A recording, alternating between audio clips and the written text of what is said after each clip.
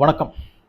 அனைத்து எம்எல்ஏக்களுக்கும், அதாவது 234, அதில் சீஃப் மினிஸ்டர் இல்லாமல் 233 எம்எல்ஏக்களுக்கும் கார் வாங்கி தர்றதா தாவேக அரசு சொல்லியிருக்கு இல்லையா?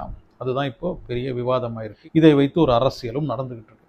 அதை பற்றி நாம் பேசுகிறதுக்கு முன்னாடி சின்னதாக ஒரு குட்டி கதை ஒன்று கேட்டுருவோமா? ஏன்னா அது இந்த ஒரு சப்ஜெக்ட்டுக்கு ரொம்ப ரெலவெண்ட்டாக இருக்கிற ஒரு குட்டி கதை. அதனால் அதை சொல்லிடுறேன். கௌதம புத்தர் அவர் தவம் இருக்கிறதுக்காக அந்த போதி மரத்தை நோக்கி போறார். அவர் எப்போதும் தவம் இருக்கும் அந்த மரத்து பக்கத்தில் வெறும் கோமணம் மட்டும் கட்டிக்கிட்டு ஒருத்தர் உட்காந்துருக்காரு. புத்தர் அவருடைய கையில் ஒரு பை இருக்குது, அதில் கொஞ்சம் துணி இருக்குது. நேராக அந்த துணியை அந்த மரத்தடியில் வச்சுட்டு, அந்த மரத்தடியில் கோமணத்துடன் இருக்கும் அந்த மனிதரை பார்த்துட்டு சின்னதாக ஒரு புன்னகை மட்டும் செஞ்சுட்டு அவர் தியானம் பண்ண ஆரம்பிக்கிறார். புத்தர் தியானத்தை முடிச்சுட்டு பக்கத்தில் இருக்கிற அந்த பையை தேட, அந்த பை இருக்குது, ஆனால் அதுக்குள்ளே இருக்கிற அந்த துணி மட்டும் காணும். புத்தர் போர்த்துற அந்த துணி இருக்கு இல்லையா, அது காணும். புத்தர் சுற்றி முற்றியும் பார்க்கும்போது அந்த கோமணத்துடன் இருந்த ஒரு மனுஷன் இருக்கான் பாருங்க. அந்த மனுஷன் அந்த போர்வையை சுற்றிக்கிட்டு ஓடுறான், தூரமாக ஓடுறான். புத்தருக்கு பயங்கர மன கஷ்டமாயிடுச்சு. ஏன்னா அந்த கோமணத்துடன் இருந்த அந்த ஒரு மனிதன் நம்ம தியானம் பண்ண வரும்போது இந்த மரத்தடியில் தான் இருந்தார். நம்ம கையில் இருந்த அந்த பேக்கில் துணியும் இருந்தது. அந்த நேரத்தில் அந்த ஒரு துணியை எடுத்து அந்த கோமணம் கட்டியிருக்கிற அந்த மனிதனுக்கு கொடுத்துருந்தா இப்போ அந்த மனுஷன் ஒரு திருடனாக மாறி இருக்க மாட்டானே. நான் எவ்வளோ பெரிய தப்பு பண்ணிட்டேன், நான் வந்த உடனே அந்த துணியை எடுத்து அந்த மனுஷனுக்கு கொடுத்துருக்க வேண்டாமா அப்படின்னு புத்தர் ரொம்ப வருத்தப்பட்டதா ஒரு கதை ஒன்று இருக்குது. இந்த கதைக்கும் தாவேக அறிவிச்சிருக்கிற 234 எம்எல்ஏக்களுக்கும் கொடுக்குற அந்த காருக்கும் என்ன சம்பந்தம் அப்படின்னு கேட்டிங்கன்னா, காட்டு மன்னார்குடி விசிகே எம்எல்ஏ ஜோதிமணி தான் சட்டமன்றத்தில் சிஎம் விஜய் கிட்ட அவருக்கு கார் வேணும் அப்படின்னு கேட்டிருந்தார் இல்லையா? அதுக்கப்புறம் தான் சிஎம் விஜய் எல்லா எம்எல்ஏக்களுக்கும் கார் வாங்கி கொடுக்கலாம் அப்படின்ற அந்த ஒரு முடிவுக்கு வர. திமுக அதிமுக எம்எல்ஏக்கள்லாம் சட்டமன்றத்தில் தங்களுக்கு இது வேணும் அது வேணும்னு கேட்கவே மாட்டாங்க. ஏன் கேட்க மாட்டாங்க அப்படின்னா, அவங்கெல்லாம் ரொம்ப சிறந்த எம்எல்ஏக்களோ ரொம்ப நேர்மையானவர்கள் அப்படின்றதுனால கிடையாது. அவங்க ஏன் கேட்கலன்னா, இப்போது திமுகவை உதாரணத்துக்கு எடுத்துப்போம். ஒரு தொகுதியில் ஒருத்தருக்கு சீட்டு கொடுக்குறார் எம்எல்ஏவாக நிற்கிறதுக்கு அப்படின்னா, அந்த தொகுதிக்கு வர்ற எல்லா செலவையும் அந்த தொகுதியில் யார் நிற்கிறாங்களோ, திமுகவுக்கு யார் நிற்கிறாங்களோ அவங்க தான் செலவு பண்ணணும். மிக மிக மிக குறைவாக, ரொம்ப குறைவாக அப்படின்னு பார்த்தீங்கன்னா 10 கோடி, 5லேருந்து 10 கோடி வரைக்கும் ஆகும். ஓரளவுக்கு நல்லா செலவு பண்ணணும் அப்படின்னா ஒரு 20லேருந்து 30 கோடி ரூபாய் வரைக்கும் செலவாகும் ஒரு தொகுதிக்கும். அதுக்கு மேலே தான் ஆகும். நான் கொஞ்சம் ஆவரேஜாக சொல்கிறேன். ஸோ அப்படி இருக்கும்போது இதெல்லாம் உங்களால் பண்ண முடியும்ல, இந்த தொகுதிக்கு இவ்வளோ செலவு பண்ண முடியும்ல அப்படின்னு முதல்ல கேட்டுட்டு தான் அந்த சீட்டே கொடுப்பாங்க. திமுகவுக்காக அந்த தொகுதியில் நிற்கிற யாராக இருந்தாலும் அந்த தொகுதிக்கு ஆகிற மொத்த செலவு, அந்த எலெக்ஷனுக்கு ஆகிற மொத்த செலவையும் அவர் தான் பார்த்துக்கணும்.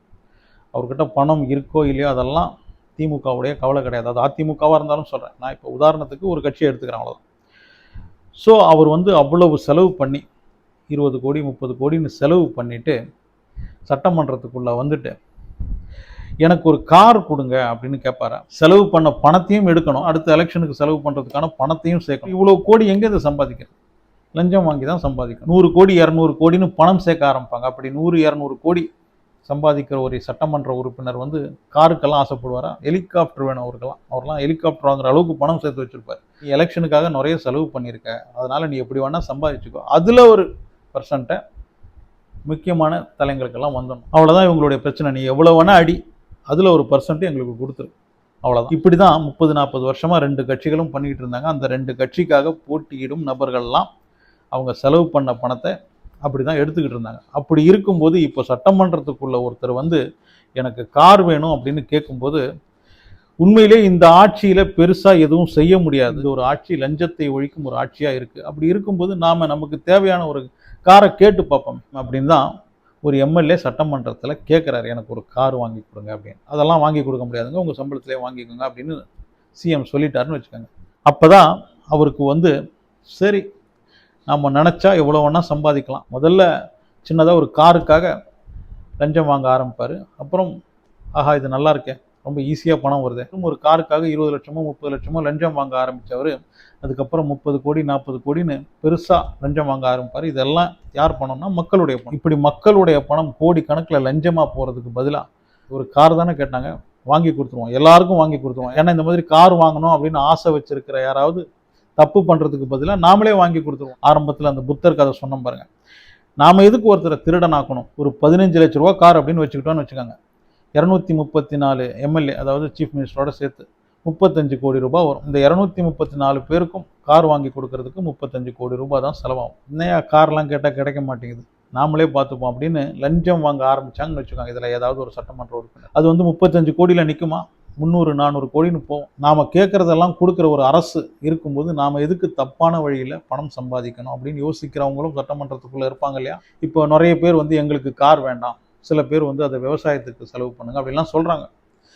அவங்கள பற்றி நிர்மல்குமார் என்ன சொல்கிறாரு அப்படின்னா, நான் ஏற்கனவே சொன்ன மாதிரி தான், 40 கோடி 50 கோடின்னு செலவு பண்ணிட்டு சட்டமன்றத்துக்குள்ளே வர்றவங்க வந்து அவங்களுக்கெல்லாம் சம்பளமே எவ்வளோன்னு கேட்டால் தெரியாதுங்க.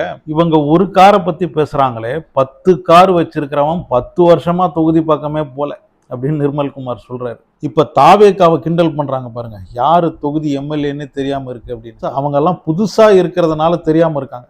ஆனால் 10 வருஷமா ஒரு தொகுதியில் ஜெயிச்சுட்டு அந்த தொகுதி பக்கமே போகாமல் இவர் தான் நம்ம எம்எல்ஏவா அப்படின்னு அந்த தொகுதி மக்கள் கேட்குற மாதிரிலாம் நிறைய சட்டமன்ற உறுப்பினர்கள் இந்த திமுகவிலையும் அதிமுகவிலையும் இருக்காங்க. இவங்க எல்லாருமே அந்த சட்டமன்ற தொகுதியில் முதலாக ஜெயிக்கும் போது ரொம்ப சாதாரணமாக இருந்தவங்கெல்லாம் இன்னைக்கு வேணா பாருங்க, திமுகவாக இருந்தாலும் சரி அதிமுகவாக இருந்தாலும் சரி, அந்த சட்டமன்ற உறுப்பினர்கள்லாம் வெறும் கோடீஸ்வரர்கள் கிடையாது, மல்டி மில்லியனர்ஸாக தான் இருக்காங்க.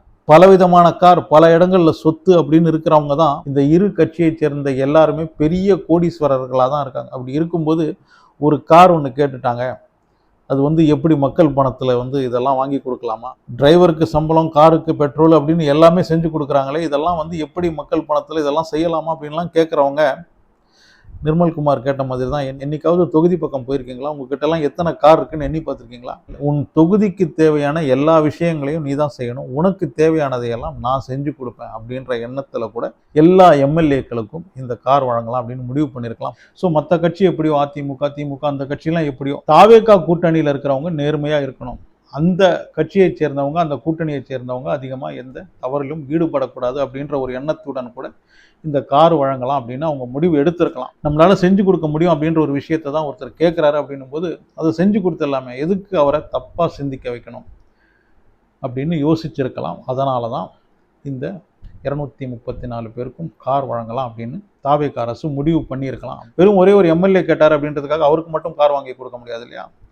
ஒருத்தருக்கு, ஒரு சட்டமன்றத்தில் இருக்கிற ஒருத்தருக்கு ஒரு சலுகை செய்கிறோம் அப்படின்போது அது எல்லாருக்குமே சேர்த்து தான் செய்யணும். அதனால தான் 234 பேருக்கும் கார் வாங்கி கொடுத்தலாம் அப்படின்ற ஒரு முடிவில் அவங்க இருந்திருக்கிறாங்க. இது சரி தவறு அப்படின்றதையெல்லாம் தாண்டி அது மக்கள் பணம் தான் இருந்தாலும் அவங்களுடைய தேவை செஞ்சு கொடுக்கும்போது 1000 கோடி 2000 கோடின்னு பெரிய பெரிய கமிஷன் லஞ்சம்லாம் இருக்கு பாருங்க, அது தடுக்கப்படும். அந்த புத்தரின் கதை உணர்த்துற மாதிரி, நீ தவறு செய்யறதுக்கு நான் காரணமாக இருக்க மாட்டேன், ஆனால் நான் அப்படி செய்து கொடுக்கும்போது உன்னுடைய தொகுதியின் வளர்ச்சிக்கு நீ காரணமாக இருக்கணும் அப்படின்ற எண்ணம் கூட இதற்கு பின்னாடி இருக்கலாம். இதை பற்றி உங்களுடைய கருத்து என்ன அப்படின்றத கமெண்ட் செக்ஷனில் வந்து பதிவு பண்ணுங்கள். அனஸ் ஸ்டூடெண்ட் சேனலை சப்ஸ்கிரைப் பண்ணி வச்சுக்கோங்க. முடிஞ்சால் லைக் ஷேர்லாம் கூட பண்ணிவிடுங்க.